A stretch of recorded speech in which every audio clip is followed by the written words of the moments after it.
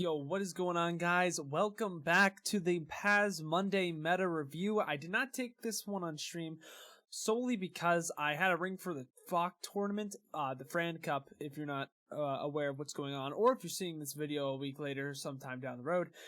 We did do well. We did have to play the streamer team with Flats, J3, Emong. You all know who they are. We did come out on top 2-1. I haven't played Overwatch in a little bit, so I was a little rusty, but with the new experimental card in, I do want to make some predictions of what's going to be going on in the team ladder meta, and without further ado, let's get right into it. Let's throw that intro.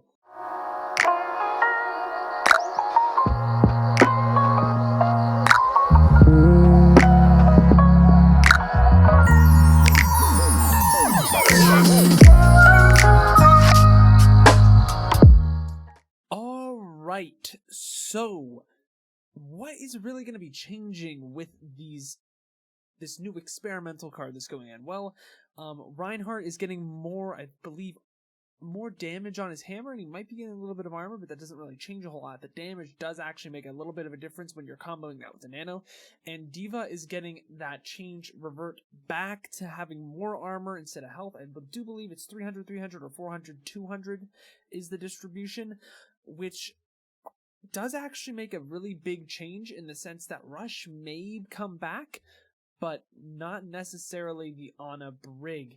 Now, I'm going to go into a little bit more detail as I go into it and look throughout the video, but double shield probably isn't going to be going away. It's still always going to be really strong. If you have double shield and ladder, it's always going to be good. If anything, I feel like this is going to be a really big ladder quality of life change, but that's not necessarily what we're looking at for this video. It's something that we're going to be seeing a little bit further down when the meta seems to settle down and I can really do what I think is good for ladder. But with that out of the way, I do want to try and keep this a little bit shorter because I don't want to go too long. So I guess to get the worst tanks out of the way, actually I'm not too sure, but I do think that Rush might be making a comeback. I think that Rein and D.Va are definitely going to be seeing a lot more playtime, not only in ladder but definitely in team play. The problem that I think that double shield doesn't necessarily go away, which is why I'm putting them in A tier, is because this brawl comp was always runnable, correct? But D.Va did not get a switch to her defense matrix, which is usually why Brawl into spam was a lot easier and worked a lot better. D.Va's not getting a defense matrix buff, she's getting a revert back to the armor, so her and Reinhardt are going to be a lot chunkier and be able to take a lot more damage. The thing is, it's not going to be enough to keep the rest of her team alive while they're rotating through. So I think that double shield is still really strong if the team isn't running this hard rush comp. Because Ana's and Briggs, if the Ana Brig is your support line, which is what you used to run against this double shield spam because the DM was just so strong, I don't think they're going to survive. I think you're going to have to run a Moira Lucio. But let's finish off the tanks here for the rest of it. For pure synergistic reasons, I think that, well, actually I don't think so. I think that Ball Sig is still going to be seeing a lot of playtime in terms of dive. You see that a lot in the control points. I still think that that's going to outplay Brawl in most senses, almost to the point where I put a Reese actually B tier, only because this, like, the Hammond Sig is definitely a comp that you're going to see a lot.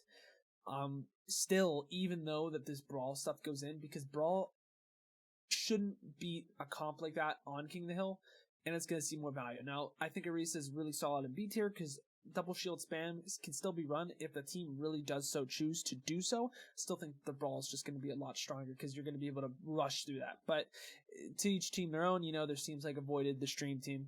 Anyways, moving on.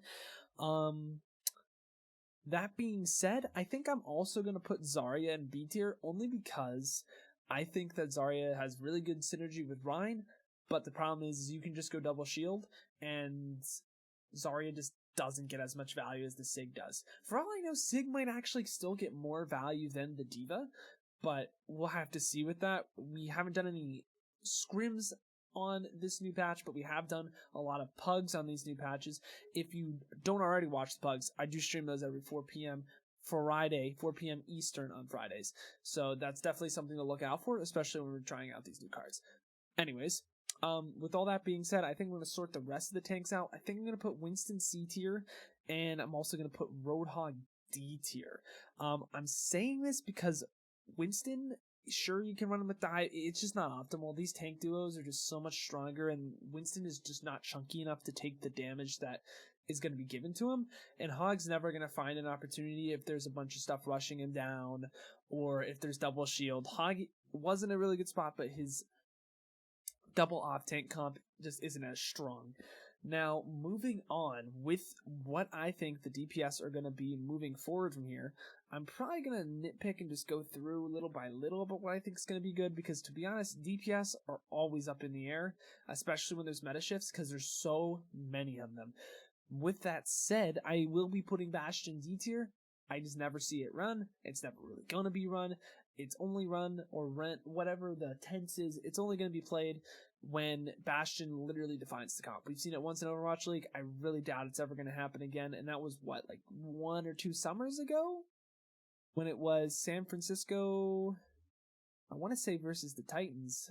And they just ran better Bastion comps. But moving on. Ashe, I think, is always going to be strong into comps. I'm not quite sure where I want to put her yet, only because I'm not sure where the rush is really going to be. But to be honest, I'm going to have to get there eventually. Since Brawl is just a lot better, I feel that Ashe gets run down on. She doesn't have a lot of really good stuns, like a Kree will or May. Like, she doesn't really keep up with the tempo of the Rein Diva. She may move up only because she gets more viability with that Hammond and Sigma comp, but I do want to keep this going here. While I do think Doomfist is good with this kind of rush comp, I feel as though Doom is just in such a weird spot where you can counterpick him pretty easily, and it's just not going to consistently win games, and to the point where he's a solid pick in B tier, which he has been. He's higher than he has been before, but I feel like there are better Brawl characters that work with this comp much easier. Echo, I think she's always really strong. I think you can run her with a Brawl. You can run her with the Echo Tracer, with the Ball Sig, or the Ball Diva comp. It's still going to be seen a lot more than I think you're going to see the Ashe and Doomfist. That's why I think Echo, just as a character fundamentally, is always going to be really strong, just due to her mobility and her just overall carry potential.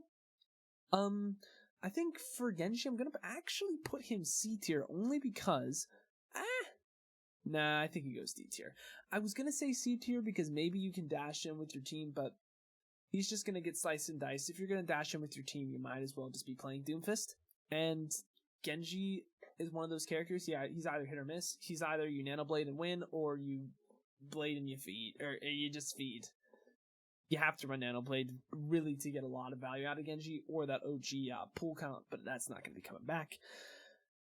Since Double Shield is going to be leaving, I think that Hanzo's in a much weaker spot because Shield Break is his game, and that is not the name of the game or the meta anymore. Double Shield is probably going to be taking a little bit of a step back. If Double Shield is still staying in meta, I do think that Hanzo will be seeing a lot of playtime still. Maybe not as much as other characters, but against the Brawl comp, I don't see him being played. Same goes for Junkrat. I think he's still going to be good for Lijiang Tower, but I don't think that map's in rotation. Maybe wrong. If it's not in rotation, Junkrat's really not going to be seeing a lot of value, but he does get some value on, Control Center, I think. So moving on with McCree. McCree easily an S tier for Brawl. He's much chunkier now, he can take more damage. He does have a stun, and he works very well at extinguishing Echo comps and balls. Wrecking balls. He was also a staple with the Ana Brig way back in the day. In March when there were hero bans, he was really strong, and I really have been seeing Kree a lot more in these Brawl comps, and I'm not 100% sure why, but he has been getting some buffs that have made him a little bit more potent, especially in a Brawl Rush comp.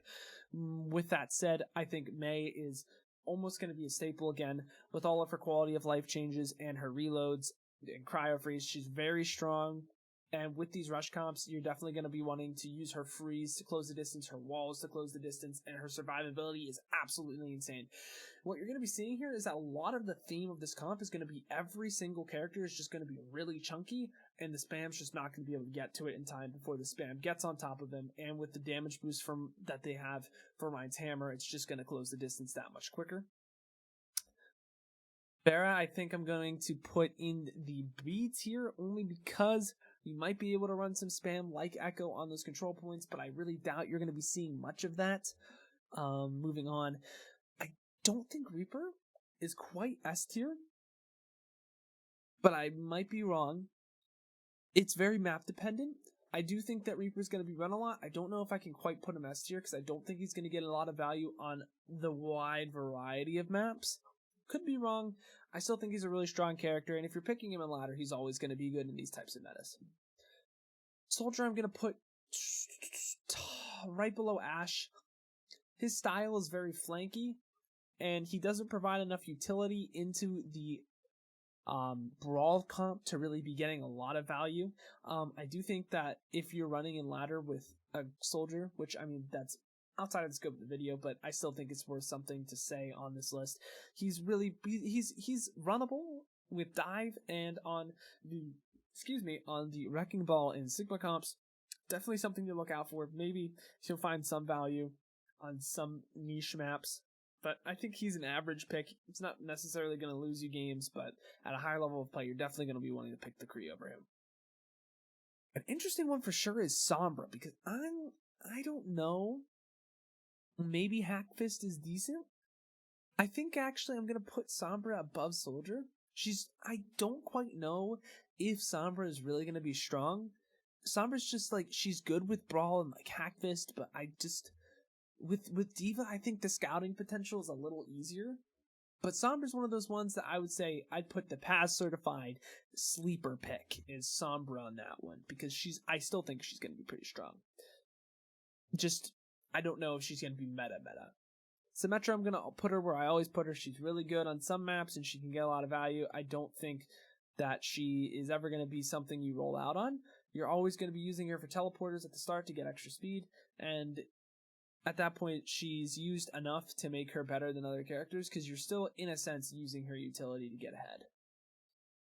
Torbjorn, another one of those characters where I'm going to say he's a sleeper pick. I think that he's really good into Brawl if you have a Torb one-trick. I mean, look at Avoided. Is he going to be better than Kree and Reap? No. But he's still going to be something that maybe some one-trick teams use, and he does actually get some value here and there on specific maps. Tracer, I'm also going to be putting with the Echo, only because she's really good with the Echo comp, and actually you might be seeing some like Kree Tracer Brawl comps, just because she adds a lot of really good pepper damage, and a lot of really good players do have this character mastered to the point where she might actually be finding some more value over something else. And last, but certainly not least, I think I'm going to be putting Widow just below Sombra. Only because Widow, she gets run down really easy, and she's not really fantastic into Brawl comps, but Widow will be picked out on some maps. She will be getting a lot of value, and that's just how her kit works. But I think this is pretty accurate for what you're going to be seeing with this new Rush comp in terms of DPS. But that puts us to the last of our roles here, supports. Now, this one's going to be really interesting because it's going to shift a lot. Very rarely do you see metas based off purely of your supports. Now, instantaneously, I'm looking at Moira and Lucio being that S tier. The only way that these rush comps are really going to be working is if you can bridge the gap against spam extremely easily. This is what I'm going to be saying is for the first week or two of comp, first week or two of scrims, people are still going to be trying spam. You are not going to be wanting to run the Ana because she just does not survive against it enough.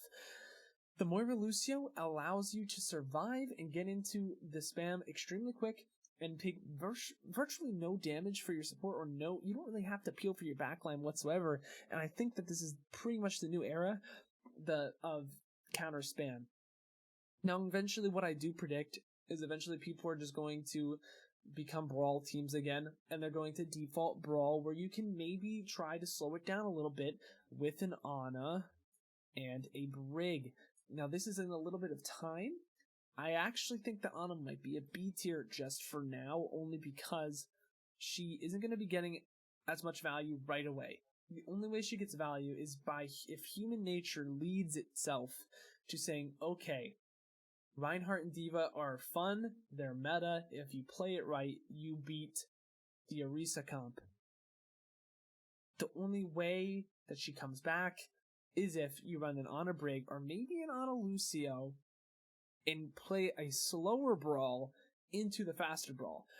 Is that going to be enough? Are you going to be able to actually play slower into a brawl? That's up for the game to decide. I'm not quite sure. I still think that a faster brawl is going to win in the long run, which is why I'm saying here that Ana probably is going to stay B tier. She's still going to be solid if you have an Ana one trick or have a really solid Ana player. I don't know quite yet if it's going to be viable though. I'm going to put BAP with Ana in this sense because BAP will suffer to the faster pace of Brawl because Moira's just better. But we'll have to really see, guys. And then to finish it out, Mercy C tier and Zen D tier. I don't... switch it. Because Double Shield might be good. I think the Double Shield's niche, but with Double Shield going away and the faster Brawl, or faster just comps in general, I think that this distribution is kind of leading to what you're going to be seeing. In all honesty, you're going to be seeing a lot of these supports thrown around here and there, but the maps that they're going to be used on is kind of where they're placed.